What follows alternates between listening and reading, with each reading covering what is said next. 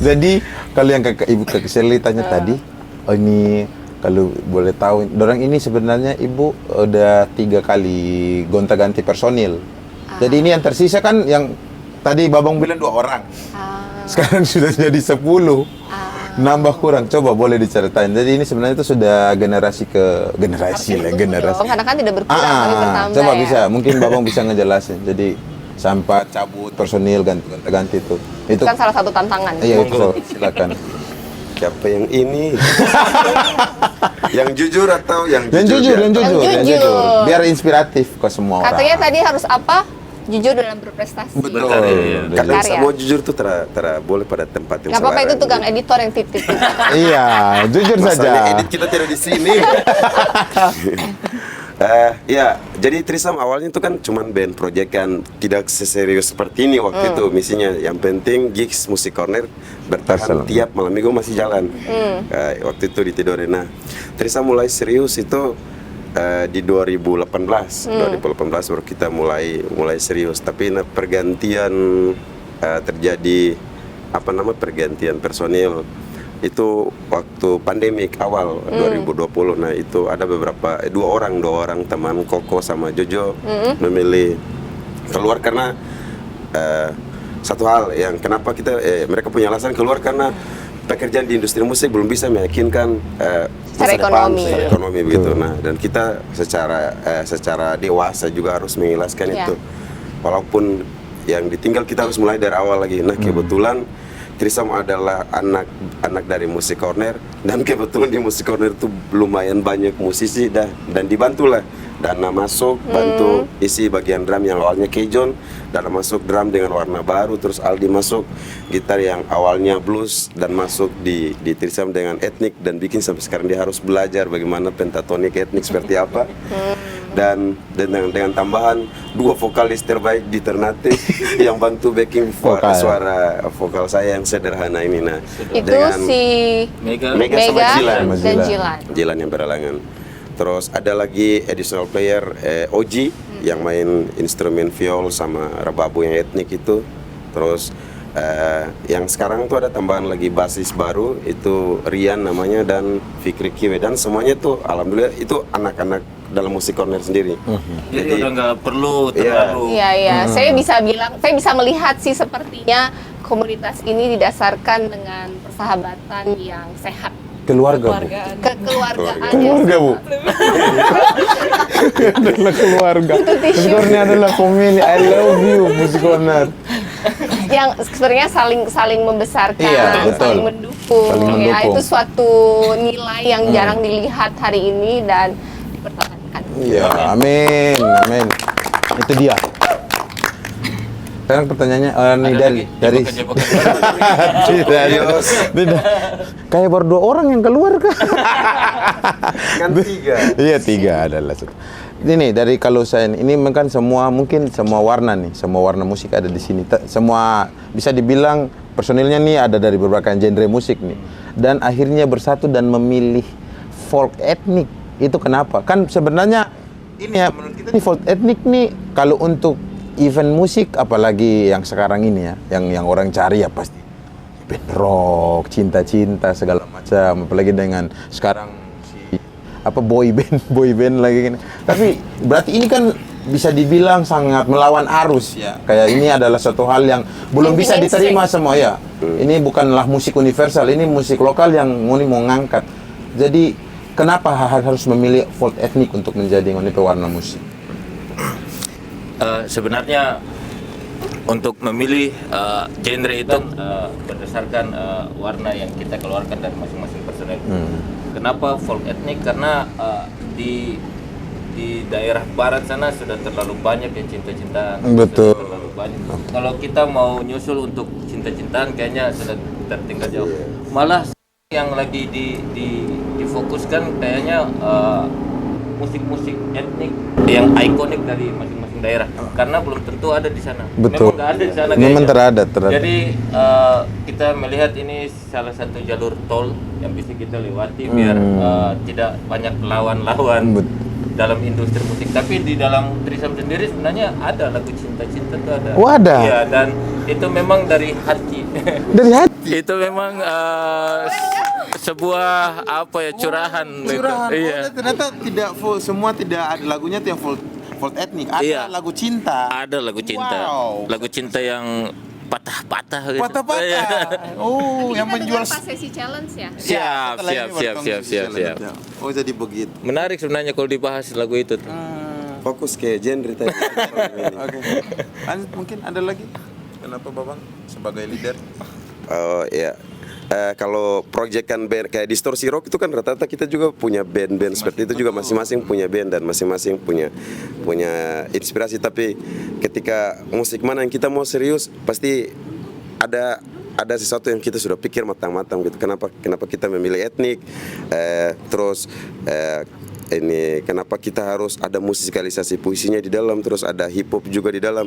Nah, pada tahun 2019 itu kita pernah perform dengan perform di Sondrenalin 2019 mewakili Indonesia Timur. Itu ada yang bilang begini, ada kurator dari nasional yang bilang, kalian kalau tidak ada musikalisasi puisi sama hip hop itu kalian bisa dibilang kayak 420 atau payung teduh, kan agak mirip tuh. Nah, terus yang membedakan kalian adalah kalian main etnik, terus ada musikalisasi puisi sama hip hop. Itu yang tidak ada band yang di Indonesia tidak ada, cuman satu. Nah, itunya kalian terpilih dari 3.000 orang, 3.000 band yang submit, kalian terpilih. Itu yang bedanya. Seperti itu, ikonik. Jadi walaupun anti mainstream, tapi itulah yang buat kalian unik dan membuat kalian outstanding dari ribuan band yang ada ya. Dan bisa mempromosikan local ethnic value dan culture dari Maluku Utara. Bahkan di setiap perform kita sebisa mungkin memakai tenun dari betul. daerah kita. Iya. Setelah itu kita ada brand lokal bisa dipakai. Nanti juga dipakai. Yeay. Buat kalian, nanti kita telepon Meg. Oke deh, mungkin saya lagi ini agak jauh ke Kakak Baladi ya. Mungkin dari Kakak Baladi ini ada dia ini siapa ini yang nulis puisi di bagian. Mungkin tantangan apa Kakak Baladi? Biasa kan mungkin Kakak Baladi cuma baca puisi langsung. Nah, ini Kakak Baladi harus masuk ke ini sebuah lirik musik dan Kakak Baladi harus masuk ke instrumennya. Gimana? Apa tantangannya? Nah, mungkin barangkali yang paling tersulit ya karena mungkin musikalisasi itu kan hanya pure instrumental yang dipakai, kemudian kita baca gitu, baca puisi. Tapi ini diiringi oleh band. Bagi saya itu suatu hal yang spesial begitu. Karena memang saya berangkat dari sastra gitu, dari ruang sastra, musikalisasi puisi yang itu pure secara individu, tidak pakai banyak orang. Tapi diiringi oleh orang hebat yang luar biasa kayak teman-teman Trisam ini. Bagi saya nyawa dari sebuah puisi itu hidup begitu. Jadi apalagi coach dengan petukan drumnya, paman dengan instrumentalnya, gitar yang kuat. Nah itu menurut saya yang membedakan musikalisasi puisi dengan musikalisasi puisi pada umumnya gitu. Jadi apalagi musikalisasi puisi dijadikan sebagai alat instrumen di dalam sebuah band. Itu belum ada menurut saya di Indonesia. Saya kelacak dalam berbagai macam sastra. Orang pure baca puisi ya biasa baca aja.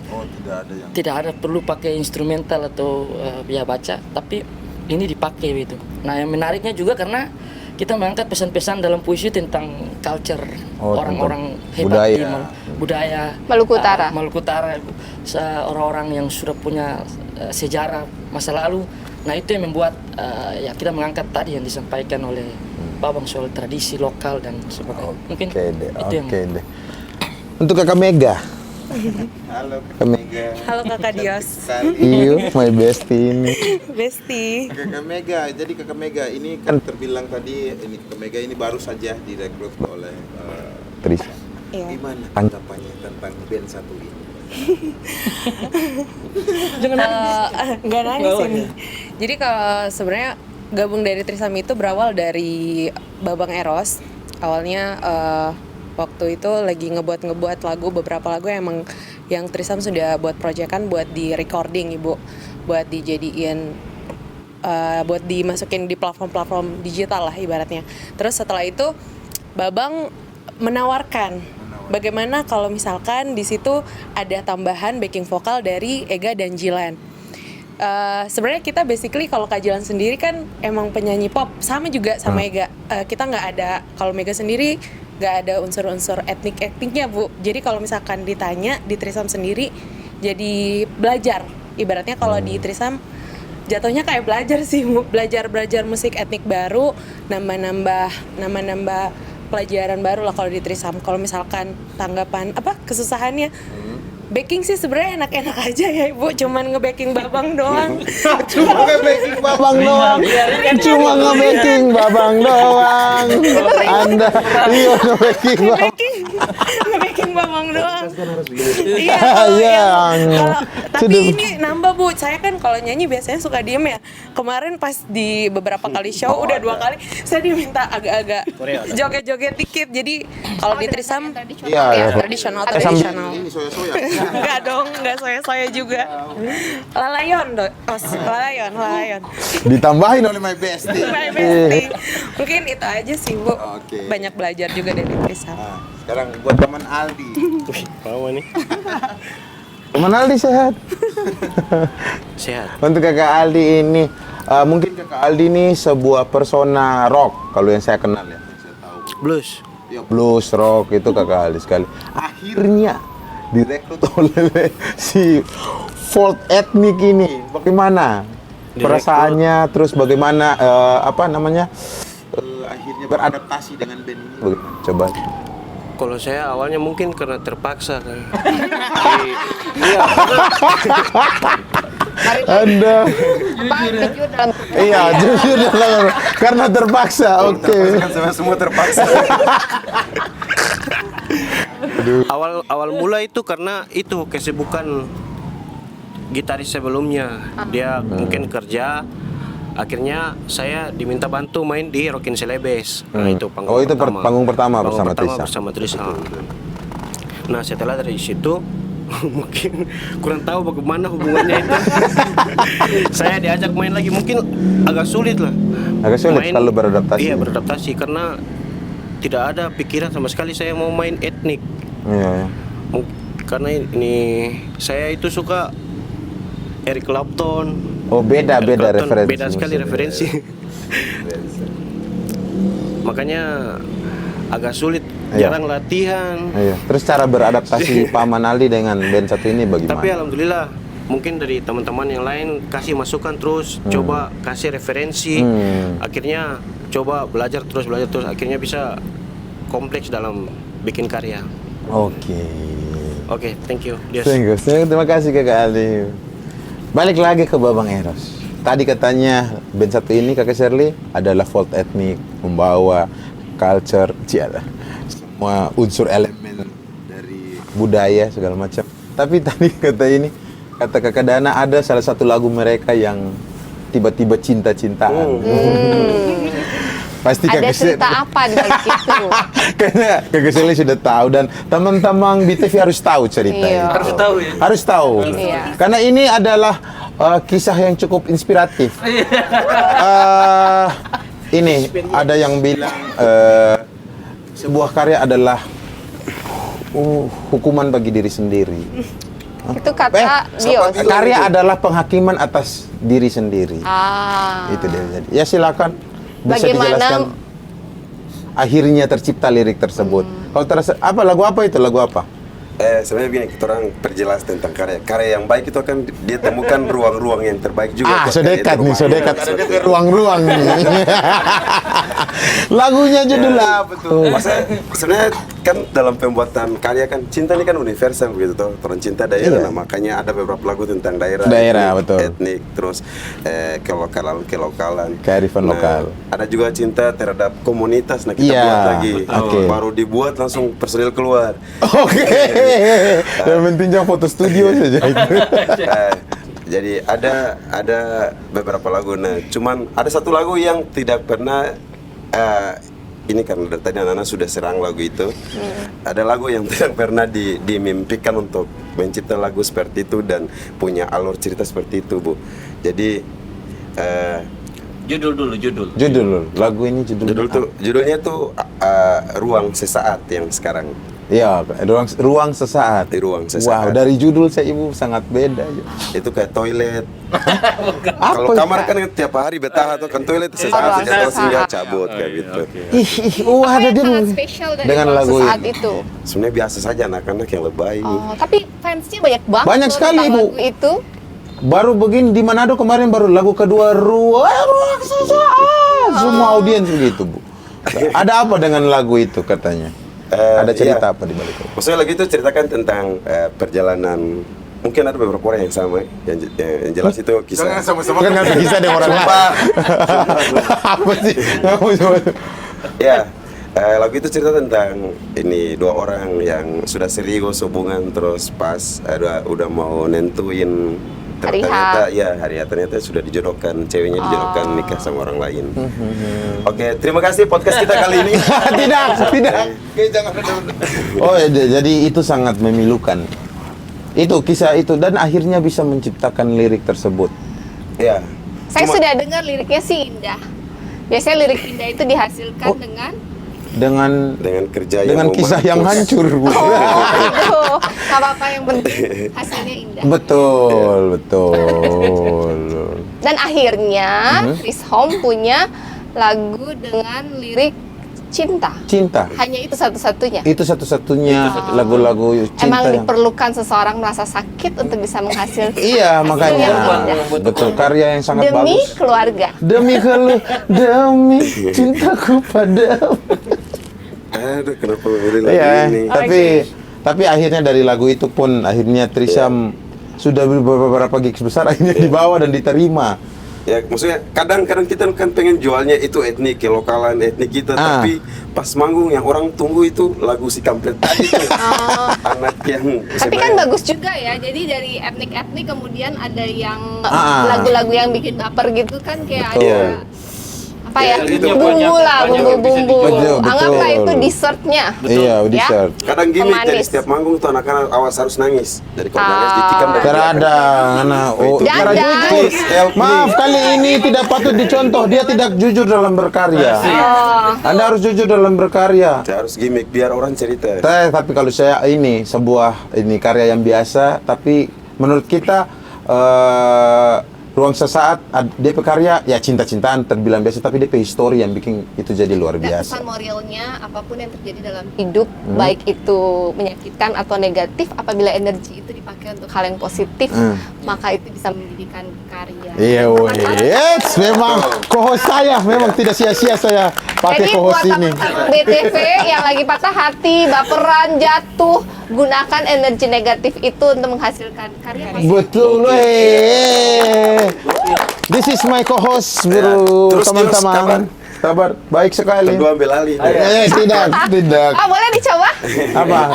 Jangan, Bu. Nah, gimana kemarin waktu manggung di depan 12.000 orang? Apakah itu yang pertama kali? Sebenarnya bukan 12.000, 18.000 Oh, lebih. 18.000. Apakah itu yang pertama kali? Kalau sebanyak itu pertama kali. Gimana rasanya? Bukan Ada yang mau sakit. tanya gitaris. Nah, gimana rasanya? Saya kan datang dari sore, teman-teman semua datang dari sore. Terus? Nah, sore itu audiensnya masih kurang, masih sedikit lah. Iya. Nah, pas ke belakang keluar lagi, wih sudah rame sampai Terus? meriang. Sampai meriang. Berbawa lagu Mungkin aku meriang. Baru pertama kali saya main sebanyak itu. Gugup atau enjoy? Gugup Gimana sekali. mengalahkan rasa gugup itu dan perform yang terbaik itu gimana? Yang kalahkan rasa gugup waktu awal diputar apa? Bumper. Karena bumper, waduh. Bumper kan Keren pakai ini ada ritual yang biasa Ritual dibikin di di kota Gora Bunga. di Tidore. Jadi Itu memberikan energi. energi. Semua orang teriak, Bu. Akhirnya bisa have fun, bisa Wah, buat balik. sekali. Saya dengar katanya penontonnya histeris ya. Histeris sekali. Gimana tuh rasanya main di depan 18.000 orang dan mereka histeris, itu sesuatu ya. Iya, betul. Coba. Kayaknya experience. perjuangan 9 tahun ini terbayarkan gitu ya. Iya, untuk penonton sebanyak itu kan awal yang waktu hari lasu kan sekitar 8.000 8.000-an. karena space-nya juga kecil. Terus yang di 420 itu 10.000 lebih, tergantung itu area karena sesuai area kan. Ini 10.000. Nah kemarin itu kan dibilang hanya 6.000 penonton. Iya, Memang kecil, cuman kecil untuk barikade area event. Megamas ya? Iya di Megamas, tapi Jadi kawasan kawasannya luas. Luas.